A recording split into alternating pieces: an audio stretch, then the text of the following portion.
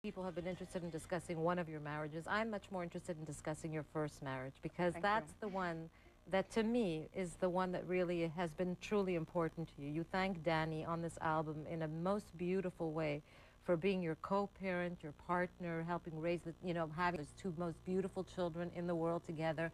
And you also make an allusion to the fact that people try to sabotage that bond that you've shared, because I guess people find it weird. How could you still be friends with your ex-husband? How could you live on the same property or whatever? Right. How did you deal with that, though, Lisa Marie? How did you deal with people telling you, well, that's just not normal. You shouldn't be in your life. The only time that's ever happened was with someone I was with, in the past, and I'm not talking about anybody high profile here. Let's get that straight.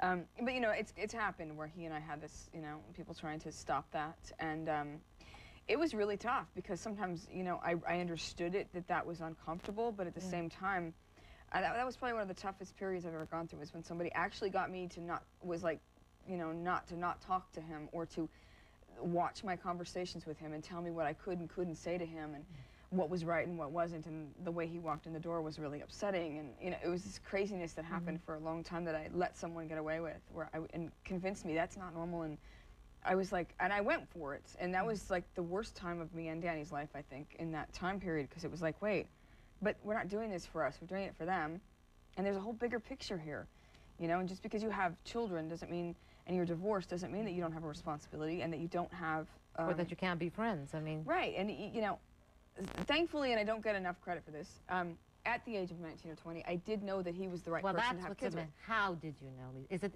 because I think at that age is a certain naivete that takes over, and that's instinctively you knew that this felt right. You said you never felt since Danny that this was the, you felt with him, this is the guy I want to have kids with, but you've never felt that since. I mean, maybe now with your new beau, it might be different, but since Danny, that had not happened again. No. And it's, I've also been with other people besides the two high-profile people since Danny.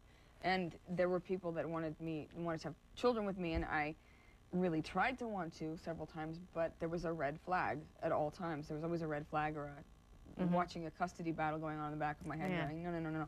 But with Danny, I knew that all that was good to go. I don't know how I knew that, but and I never thought, to be honest with you, after a long run, that I'd feel it again, and I do feel it now. I feel like it's safe and good to go. Yeah, but it took a long. I don't know.